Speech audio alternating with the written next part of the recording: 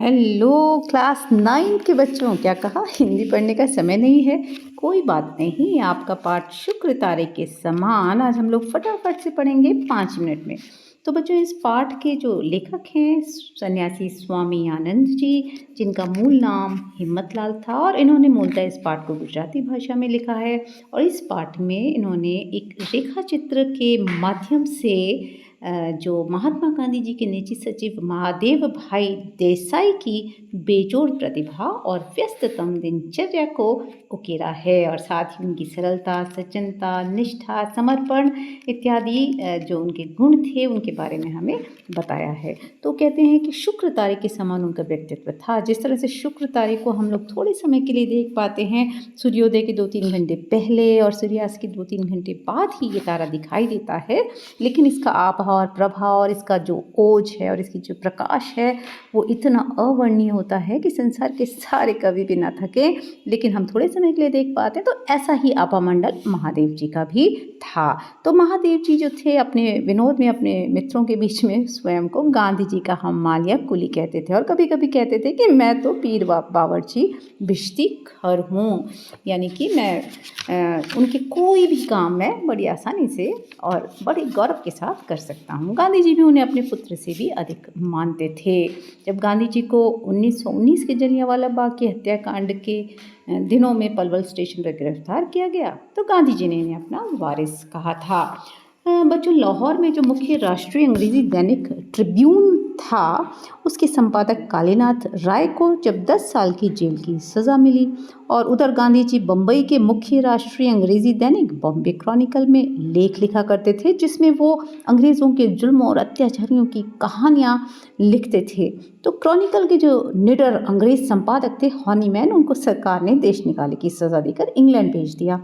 ऐसे समय में बम्बई में 3 नेता थे, शंकरलाल बैंकर, उमर सोबानी और जमनादास द्वारकादास जी। तो ये लोग यंग इंडिया नाम का अंग्रेजी साप्ताहिक भी निकालते थे, और लेकिन उसमें भी क्रॉनिकल वाले हॉर्नीमैन ही लिखते थे। अब इन्होंने गांधी जी से आग्रह किया कि वे यंग इंडिया के संपादक बन जाएं। गांधी जी यंग इंडिया के और उसके बाद नवजीवन के भी संपादक बन गए। दोनों ही साप्ताहिक पत्र थे, लेकिन बाद में गांधी जी ने निश्चय किया कि यंग इंडिया को हफ्ते में 2 बार निकाला जाए। तो जो हमारे लेखक हैं वो दोनों साप्ताहिकों को, छापे खाने की सारी व्यवस्था को वो संभालते थे, स्वामी आनंद जी। और गांधी जी के साथ साथ महादेव देसाई जी तो पूरे देश में घूमते रहते थे, मीटिंग्स करते थे, जगह जगह सभाएं, लोगों से मिलना, और वहाँ से जो भी खबरें होती थी उनकी टिप्पणियाँ बनाकर सारा साप्ताहिक विवरण सब कुछ वो भेजते रहते थे, और जिसे हमारे जो लेखक हैं वो छापते रहते थे यंग इंडिया में। और इस तरह से जो महादेव जी थे वो गांधी जी के साथ साथ साथ साथ हमेशा रहते थे।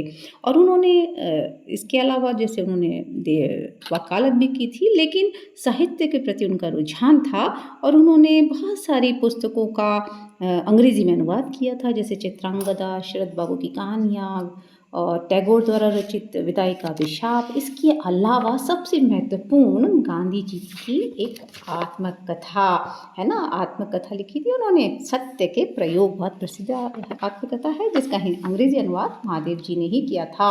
और वे शॉर्ट हैंड नहीं जानते थे। जब गांधी जी से लोग मिलने आते थे ना, तो वो जो भी डिस्कशन होता था ये लंबे लंबे फटाफट फटाफट लिखते थे, इतनी सुंदर राइटिंग के साथ, और एक भी गलती किए बगैर।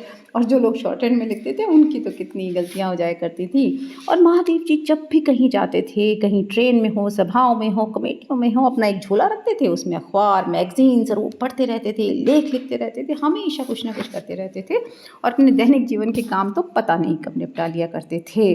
और हमेशा ही वो उन्हें एक ईश्वरीय वरदान मिला था कि सुंदर भाषा शैली का और राइटिंग का भी। जब गांधी जी वर्धा के महिला आश्रम में और मंगलवाणी में रहने के बाद सेगांव की सरहद पर आ गए और सेवाग्राम में रहने लगे, तो फिर आप क्या करें, महादेव जी वहाँ बेचारे दिन भर वहाँ से आते, दिन भर मंगनवाड़ी से सेवाग्राम पहुँचते, दिन भर काम करते, वापस जाते, गर्मी भयंकर, और इस तरह से वो पूरे 11 मील रोज चलते थे। और इस तरह चलते चलते वो शायद बीमार पड़ गए, और लेखक का कहना है कि उनके स्वास्थ्य पर प्रतिकूल प्रभाव पड़ा, और शायद उनकी अकाल मृत्यु का एक ये कारण भी है।